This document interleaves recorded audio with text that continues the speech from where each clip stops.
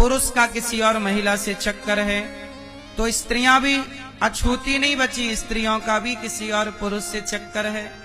इस सब के लिए मैं एक छोटा सा उपाय आपको बताता हूं, वो उपाय कर लेना, कभी आपकी गृहस्थी बिगड़ेगी नहीं। यदि आपके पति का किसी पराई स्त्री से चक्कर है तो सबसे पहले पुलिस को सूचित करो कि थानेदार साहब ये महिला हमारे घर को बिगाड़ रही है, पुलिस एक्शन ले। यदि पुलिस एक्शन नहीं लेती तो आप ही एक्शन लो। आपको पता चल जाए कि इस स्त्री से आपके पति का चक्कर है, तो एक बार जाके उस स्त्री को समझाओ, ए बहन हमारा घर ना बिगाड़, हमारा बसा बसाया घर है, गृहस्थी है, बच्चे हैं, हमारी गृहस्थी में आग ना लगा। एक बार समझाओ। यदि वो एक बार समझाने पे मान जाए तो बहुत बढ़िया, पुलिस कंप्लेंट करो, मान जाए तो बहुत बढ़िया। जब पुलिस कंप्लेंट से ना माने, जब तुम्हारे समझाने से ना माने, तब फिर आपको दुर्गा काली महाकाली बनके उसकी छाती पर चढ़ जाना चाहिए। आप स्त्रियां गलती क्या करती हो, आपको पता लग जाए कि मेरे पति का चक्कर है किसी के साथ, आप भाग जाती हो मायके। भाई तुम मायके भाग जाओगी तो उसे तो और आजादी मिल गई ना, वो तो पड़ोसन को ले ही आएगा।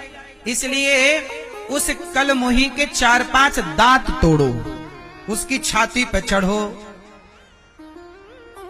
उसका मुंह इतना बड़ा हो जाए सूज के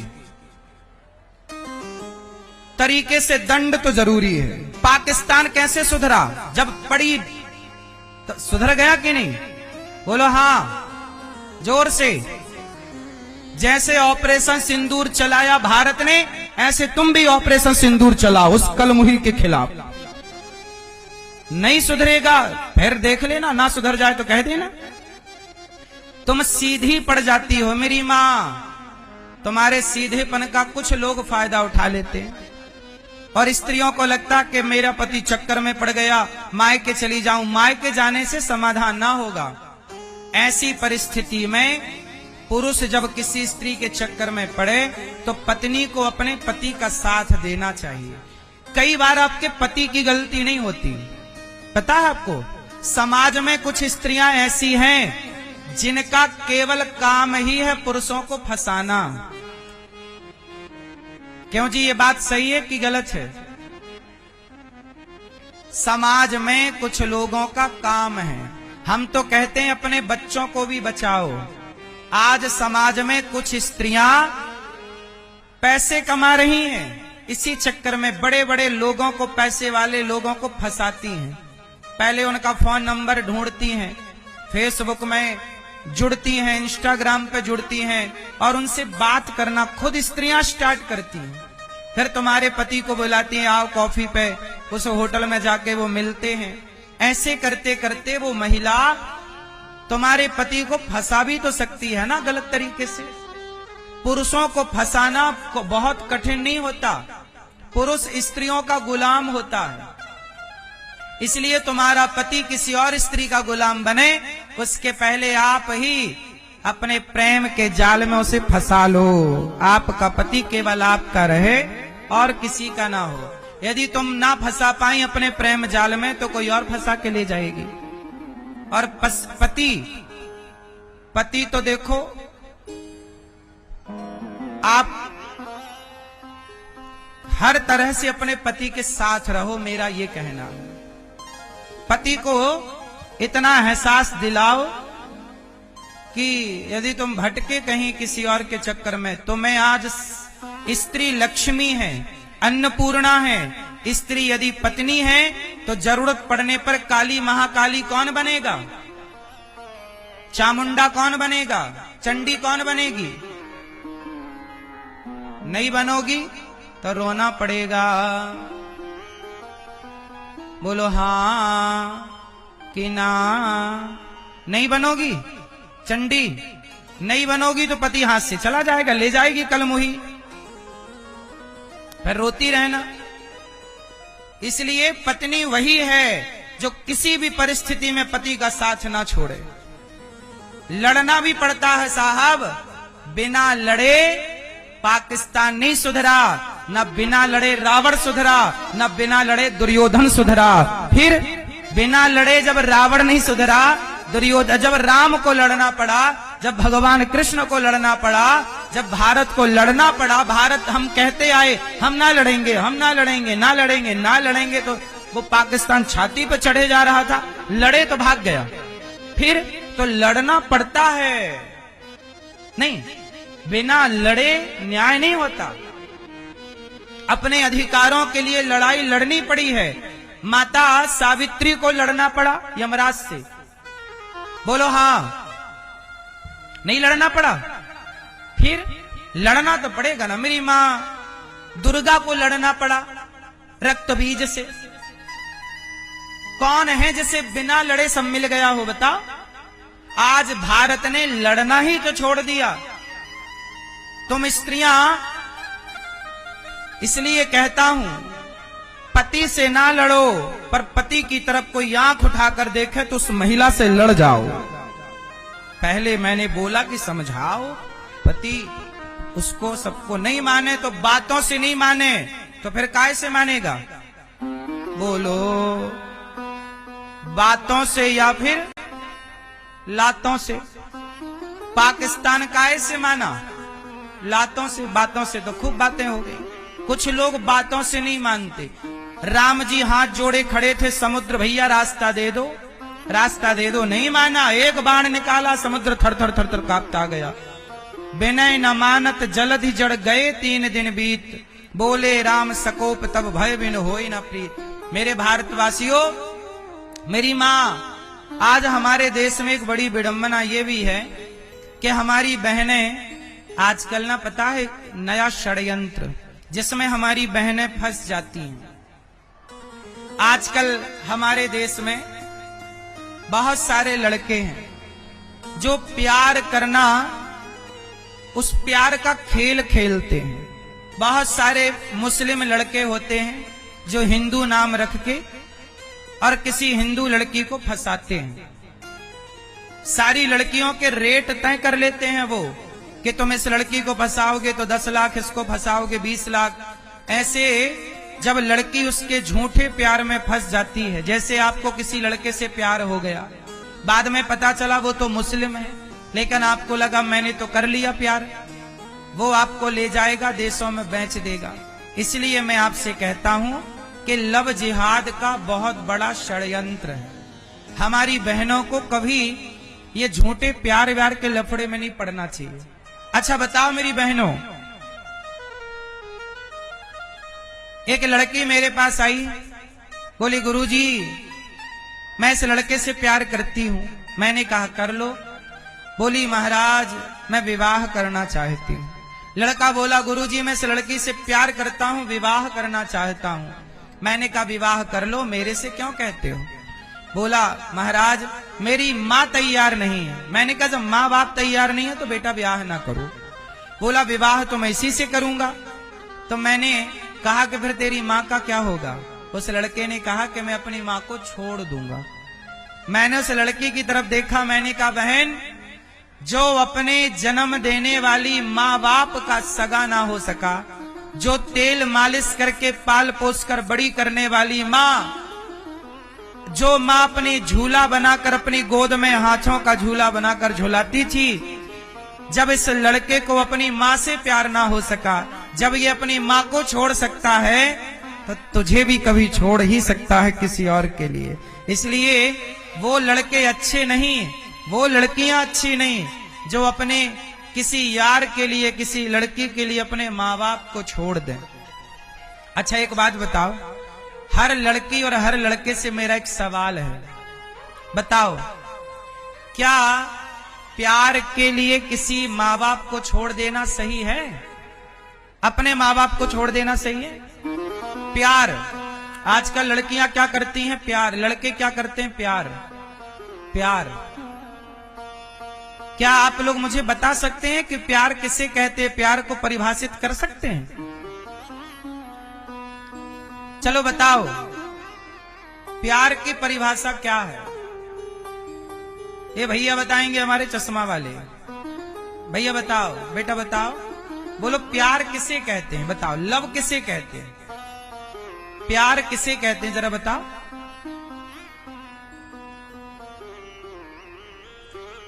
ये मेरी बहन बताएगी। बताओ बेटा, प्यार किसे कहते हैं? हैं? क्यों? ओ चश्मा वाले भैया, बताओ प्यार किसे कहते? पीछे वाले। ओ पंचायती, तुम्हारी पंचायतें खत्म नहीं हो पा रही। बताओ प्यार किसे कहते हैं? कुर्सी वाले, गमछा वाले, बोलो।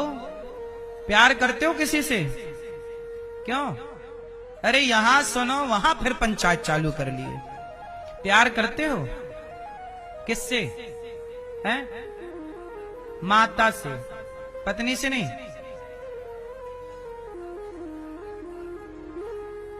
प्यार की परिभाषा बताओ चलो।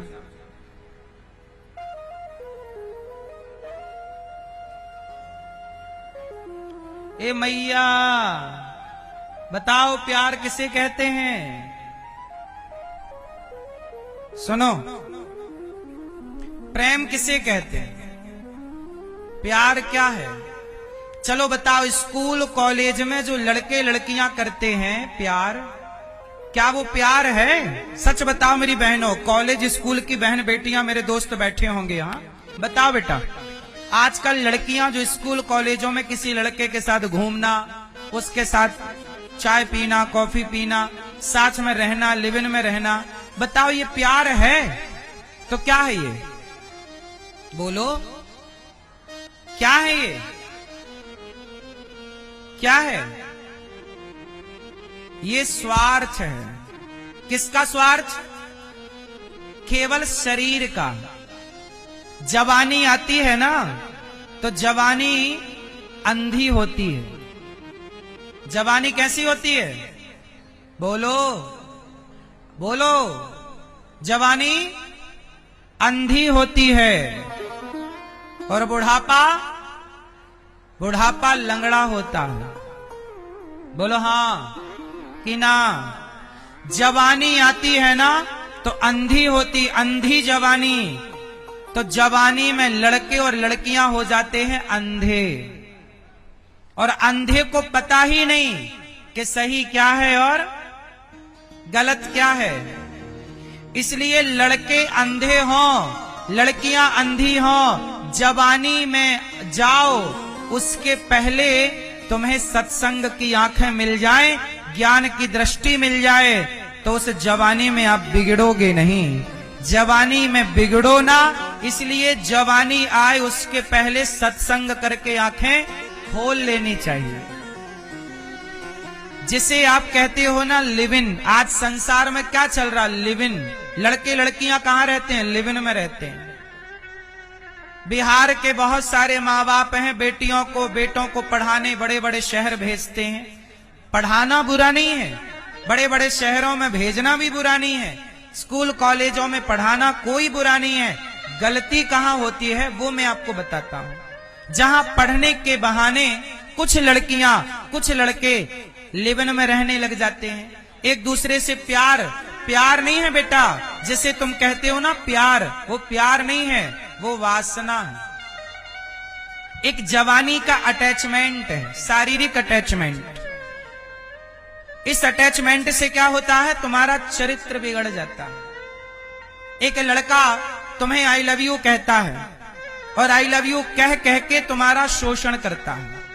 क्या करता तुम्हारा? इस संसार में सबसे धोखेबाज सेंटेंस कोई है तो सेंटेंस का नाम है I love you. I love you सबसे धोखेबाज लाइन है ये, आई लव यू। कौन सी लाइन है ये? बोलो। आपको कोई लड़का या कोई लड़की बोलती है आई लव यू, आपको क्या लगता है? ये मेरे से प्यार करती है या प्यार करता है? नहीं। मैं हमेशा एक लाइन कहता हूं, कोई आपसे प्यार क्यों करेगा? कोई आपसे प्यार, बोलो, कोई आपसे प्यार क्यों करेगा? कोई आपसे प्यार क्यों करेगा भाई? आप पैसे वाले हो, आप सुंदर हो, तो आपको आई लव यू कहने वाले हजारों होंगे। चलो बताओ, जो लड़की सुंदर नहीं है आपके कॉलेज में, बिल्कुल काली है, दिखती अच्छी नहीं है, दांत उसके बड़े बड़े हैं, बताओ उसे कोई आई लव यू कहता है? बोलो जोर से।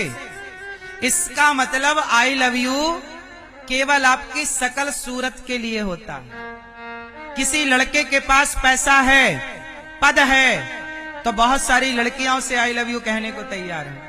पैसा है, वरना बिहार में आपके मुजफ्फरपुर में कितने लड़के ऐसे जो 40-40 साल के हो गए, शादियां नहीं हो रही हैं, उन्हें तो कोई आई लव यू नहीं कह रहा। क्यों? बहुत सारे लड़के हैं जो 40 साल के हो गए, छोटा मोटा धंधा भी करते हैं, पैसा भी कमाते, पर उन्हें तो कोई आई लव यू नहीं कहता, क्योंकि वो सफल नहीं है। पैसा नहीं है तो आई लव यू नहीं है, पैसा होता तो 4 आई लव यू अभी आते उसके घर पे। इसका मतलब सबसे बड़ा धोखा है आई लव यू। कोई आपसे प्यार क्यों करेगा?